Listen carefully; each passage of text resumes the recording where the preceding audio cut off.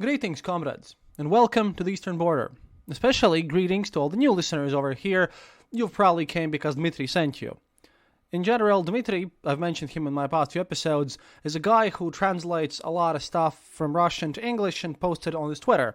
And I'm deeply thankful for it because he happens to translate the stuff that I've been using to give you all the news and updates from the beginning of this war. And since I broke my arm, doing translation work for myself is a lot harder. So I reached out and, well, we have a nice understanding here that I am to spread his translations, and that's exactly what I'm going to do because, oh boy, at least I'm not the only one who follows Igor Girkin closely. So, yeah, we're kind of collaborating in a sense. But to give some extra value, we're going to be looking at some interesting things and interesting messages here today. For one, I would like to start this episode by the fact that my own sources have been reporting quite a lot that a lot of Russian diplomats who are in various positions, they have been not as satisfied with their work environment as they could have been, because of the war and everything. And recently, just a few days ago, we got a nice little letter from a counselor of the Russian mission to the United Nations office at Geneva. And this letter really kind of reveals quite a lot about the background kitchen, so to speak, about what that's going on in Russian top echelons of power and their diplomacy. So let me read you this in full, because this just again confirms what I've been talking about for a while now. And nice props to some people who've been telling me that things like that are happening around these parts. Quote, "My name is Boris Bondarev. In the MFA of Russia since 2002, since 2019 until now, counselor of the Russian mission to the United Nations office at Geneva. For 20 years of my diplomatic career, I have seen different turns of our foreign policy, but I have never been so ashamed of my country as on February 24th of this year. The aggressive war unleashed by Putin against Ukraine, and in fact against the entire Western world, is not only a crime against the Ukrainian people, but also, perhaps, the most serious crime against the people of Russia, with a bold letter Z crossing out all hopes and prospects for a prosperous, free society in our country. Those who conceived this war want only one thing, to remain in power forever, live in pompous, tasteless palaces, sail on yachts comparable in tonnage and cost to the entire Russian Navy, enjoying unlimited power and complete impunity. To achieve that, they are willing to sacrifice as many lives as it takes. Thousands of Russians and Ukrainians have already died for this. I regret to admit that over all these 20 years, the level of lies and unprofessionalism in the work of the Foreign Ministry has been increasing all the time. However, in most recent years, this has become simply catastrophic. Instead of unbiased information, impartial analysis, and sober forecasting, there are propaganda cliches in the spirit of Soviet newspapers of the 1930s. A system has been built that deceives itself. Minister Lavrov is a good illustration of the degradation of this system.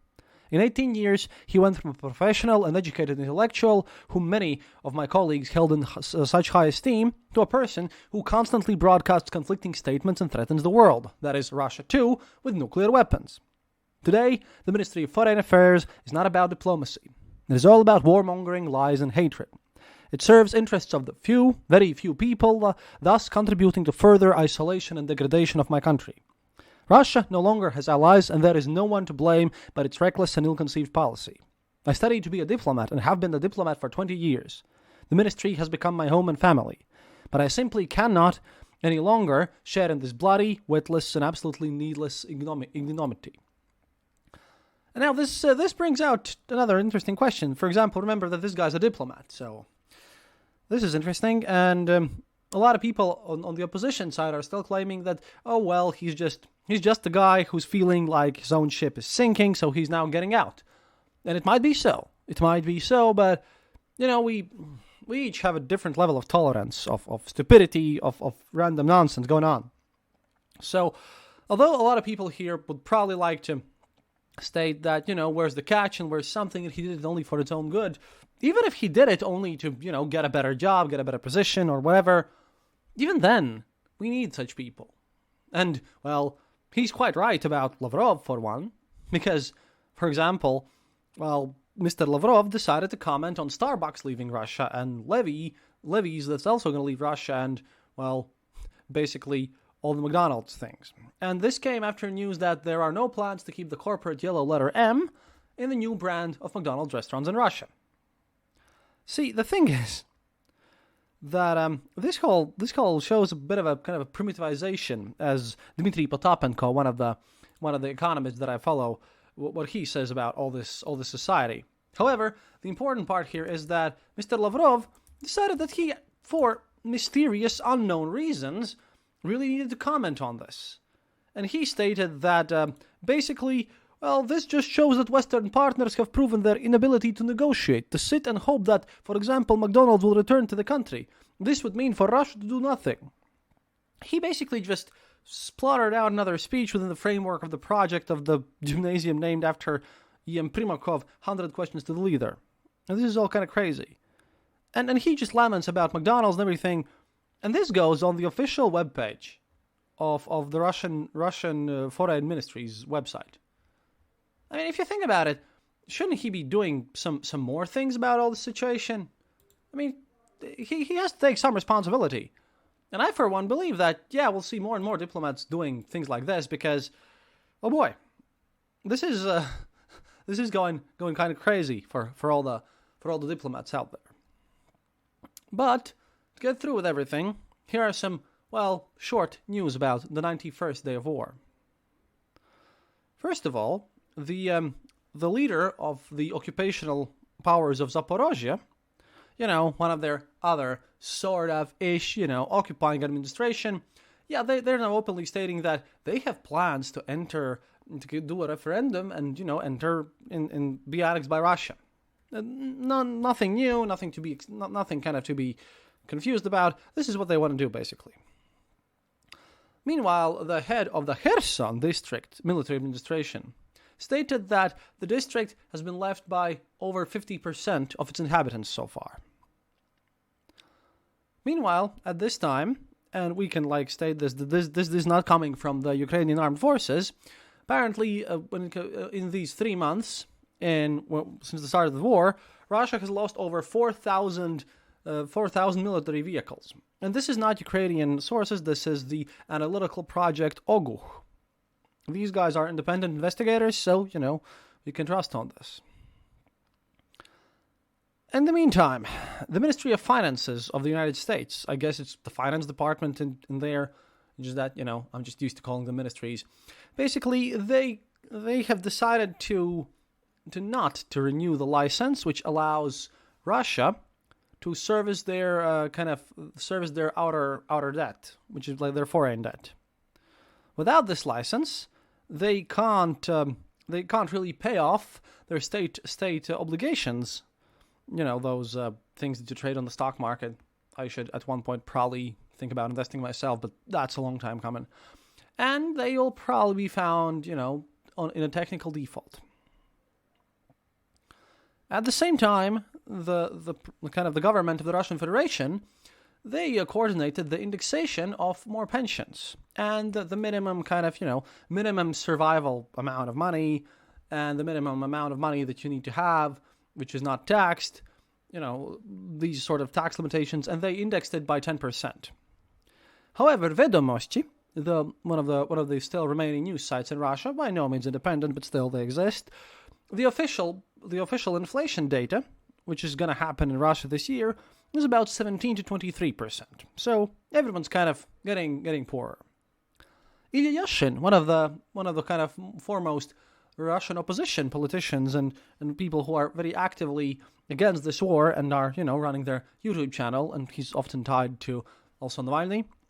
He's been fined 30,000 rubles for discreditation of the Russian army. That's kind of their new thing for which they kind of put everyone into prisons. Meanwhile, Roskomnadzor has blocked 14 other Russian web pages. And these are kind of a bunch of Russian local ones, but Roskomnadzor basically decides to block everything and anything as soon as you open your mouth and become big enough and you start telling truth about this war. I'm pretty sure I'm on the list somewhere there as well, because, haven't heard from my Russian listeners in a while, except on Telegram, but, And the chief of the whole the education minister, well, his deputy minister, basically, stated that Russia is now intending to change their whole system of education. This comes after we received some proof and some information that there are new history books already in Russia. And when they start talking about the medieval period, the older days of whole Russian history, they have now thrown out any kind of mention of Kievan Rus. They now speak only about the Rus. Because, well, obviously, Kievan Rus does not exist to them. Meanwhile, our good old friend Igor Girkin also made some statements, thankfully translated by Dmitry. And he said the following on the 24th of May.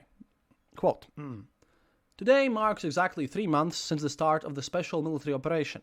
I will speak in detail about its intermediate results this evening. In the interview, which I also watched, and there are some interesting points from that. But for now, news from the front line. After the failure to encircle the whole Donetsk group, the Russian forces command together with LDPR armed forces, which are of course united, made a forced decision to push the enemy out of Donbas. The main efforts have been shifted from Slavyansk-Barevenko direction to Krasny Liman in Severodonetsk-Lishansk, and also the Svetodar Bulge and Adeyevka. Thanks to the fact that units of Russian Federation Armed Forces, LDPR, and Wagner Group, which are, well, neo-Nazi mercs, we have an episode about private warfare company Wagner, check that one out, they managed to earlier break through the front line at Popasnya and capture the town. The offensive is developing slowly, yet relatively successfully. By the looks of it, Ukrainian command, after all, began withdrawing troops from the pockets, formed in Liman and Severodonetsk-Lishansk. In particular, the enemy is abandoning their heavy fortified outpost in Zolotoye Orekhovo area, southeast of Lishansk, that ended up in an operational encirclement, and gradually, with heavy battles of course, is withdrawing from Severodonetsk, abandoning or already abandoned Svetodratsk. Ukrainian forces are also withdrawing with rearguard battles from Liman area. As it appears, the main line of defense of the Ukrainian armed forces has been moved to Seversk Bakhmut. Soledar and the resulting Bulge will be soon evacuated. At the same time, the enemy, that is the Ukrainians, please listen to my previous episodes if you don't know who Girkin is, we have a lot of information on the guy, continues hanging on to all mentioned localities with forces of the units that are located on the first line, and just stop throwing new reserves at them to save them from future battles. Avoid exposing them to concentrated Russian artillery and aviation strikes in the encirclement. Also, according to the reports from the field, enemy resistance notably weakened in the area north of Avdiivka. Yesterday, units of Donetsk People's Republic reached the northern outskirts of Avdiivka, reaching the railway line on the outskirts of the town, but have not yet entered housing areas. The enemy stopped stubbornly fighting for every position, even though their artillery continues with massive and accurate shelling. So what we see here is that basically Russian units have started a very strong push, but Ukrainians are doing a fighting retreat. And Igor Girkin is worried that, well, they're just collecting their forces because Ukraine has a lot of reserves. And although a lot of Western experts might say that the counterattack will not happen, maybe not in these lines, but Igor Girkin is very afraid that the Ukrainian army will gather their forces and strike in some other direction, thus forcing the Russian forces to kind of move away some of their forces out there. Basically, Ukrainians will be doing some disruptive maneuvering and disruptive actions. At the same time, some comments about this whole situation with the Russian army. More by Mr. Girkin. Quote, I'm wondering, when recruiting to the Russian army, they're doing medical commissions. While recruiting to Donetsk and Lugansk armies, they're taking anyone.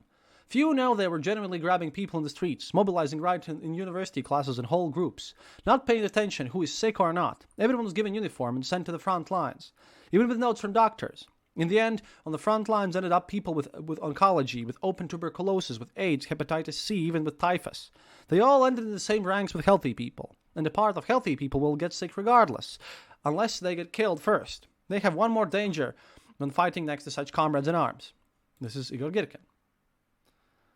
And, when you talk about all this situation, about Donetsk, of course there is some pushback. Some quite interesting pushback that's happening out there. And this is quite interesting, because a bunch of them wrote a letter to their own leader, Denis Pushilin. You gotta listen to my scam episode, which is all about the Mavrodi and the MMM pyramid scheme, which was running in Russia, because Denis Pushilin was one of the lead guys in there. Donetsk People's Republic is run by a professional con man right now. And some of the guys from the 3rd Rifle Battalion of the 105th Rifle Regiment of the Donetsk People's Republic wrote the following letter, which has also been nicely translated by Dmitry, although he couldn't hear, the end of their kind of recording, so that wasn't translated, but what is translated is good enough. Quote, to the President of Donetsk People's Republic, Denis Pushilin, Dear Denis Vladimirovich, the personnel of the 3rd Rifle Battalion, 105th Rifle Regiment, Military Unit 08-818 is appealing you with the following. Servicemen of the 3rd Rifle Battalion, 105th Rifle Regiment, Military Unit 08-818 were mobilized between 23rd of February up until now. Despite your public statements that mobilized reservists will not be directly taking part in any combat action, but will participate in establishing and preserving order in liberated territories of DPR, and also occupy the third line of defense in liberated territories of the DPR. The personnel of the 3rd Battalion of the 105th Rifle Regiment, without training and experience in conducting combat actions, before mobilization they studied in universities, worked in various enterprises and various industries, not connected to military service, and also did not pass the mandatory medical examination, just what we mentioned just previously. Many of the mobilized have acute chronic diseases. From 1303-2022, we were located at the frontline positions in Mariupol. I'm drawing your attention that between 13th of March until now, while taking combat and other losses as of 23rd of May, only 60% of the personnel are remaining. The personnel of 3rd Rifle Battalion, 105th Rifle Regiment, completed set objectives including defensive positions in Mariupol city, offensive actions. At the moment, the personnel is located in the territory of another state, specifically Lugansk People's Republic, of which the mobilized are not citizens of.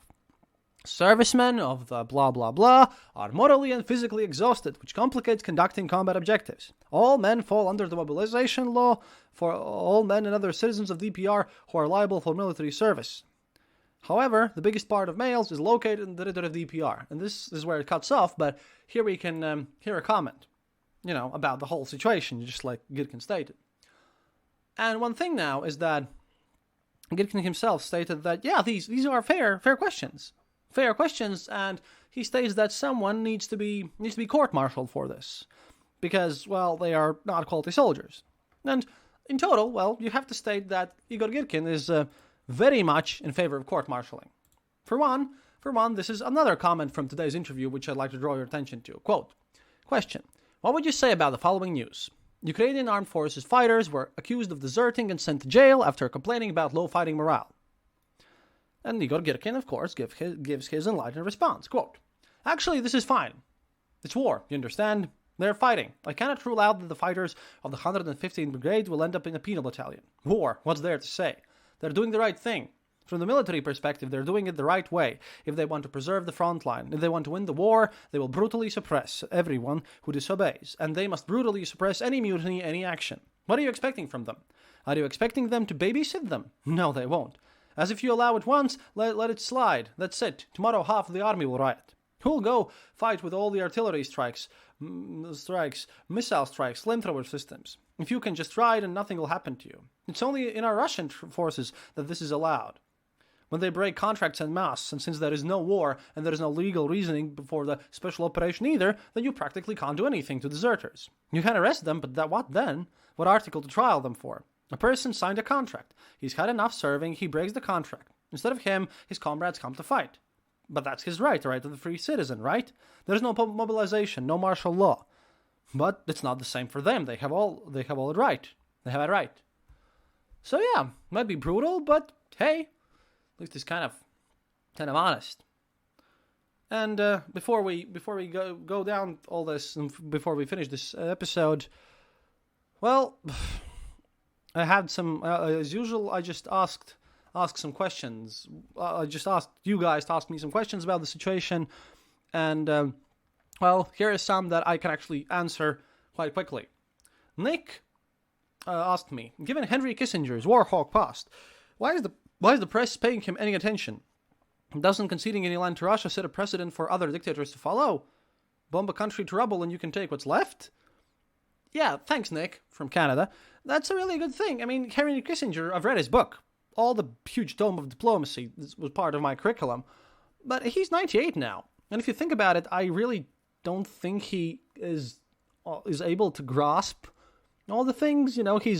He should be retired. I mean, at 98. Okay, if he was like a bit younger, maybe. But at 98, with all due respect, I highly doubt that he's at the same mindset and age that he used to be before. I think he probably doesn't really, recognize the situation today, and he's not really able to kind of evaluate everything as clearly as possible. But, again, he's done a lot of great work in the past, and like I said, I've read his book and learned from it. But I just think that, maybe we should listen to so-called Western experts who have been proven wrong time and time again during this war. And because they get to write nice articles doesn't make them any more true. And I mean, in this context, hey, he's faced a lot of criticism. He's 98 years old, and I really don't think he grasps the situation fully. And this same thing kind of nicely segues into a question asked to us by Vladislav Yurkevich. And he asks, quote, "Isn't it true that Putin doesn't use the internet and therefore is almost completely dependent on advisors for all his information? Doesn't he groom advisors to be 100% loyal to him and unquestioning of his decisions? Then how we can understand what's happening in Ukraine?" That's a great thing. Thing is, he doesn't understand what's happening in Ukraine because he's constantly being fed all the information. And it is true that Putin doesn't have a smartphone and doesn't use the internet.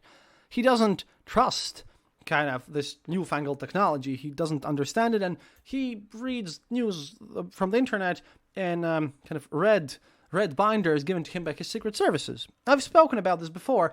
He's a man that truly lives in the past and still in the Soviet Union in a way. That's kind of interesting because, well, he's very much out of touch with reality. But that's all that we have today. And I hope I also answered Mike's question, because Mike asked about the strategic tide and everything. And I would have to say that, yeah, it does. Ukraine currently seems to be strategically pulling back and allowing the Russian forces to achieve some tactical victories. But I don't think that Russia still has a lot of initiative here. I'll be, by the way, poking you about more questions to me. And again, please, we're trying to reach 20,000 followers on Twitter. And if you want to ask us any questions, we, before recording these episodes, often publish the threads where you can ask them, and then I pick a few questions that I can answer and, well, try to answer them to the best of my ability, unless they're already covered on the show. So yeah, please, at Eastern_border, please follow us. I would be super happy if you'd consider, donating for our urgent expenses like my broken arm, just by going to theeasternborder.lv and clicking the donate button. Or, just become our patron on patreon.com/theeasternborder, or just click the little monetary icon next to our Twitter profile. Another reason for you to go to our Twitter. Of course, donate to Ukrainian charities. Comebackalive.ua is my favorite one. And thank you for listening. До свидания, товарищи. And remember, happiness is mandatory.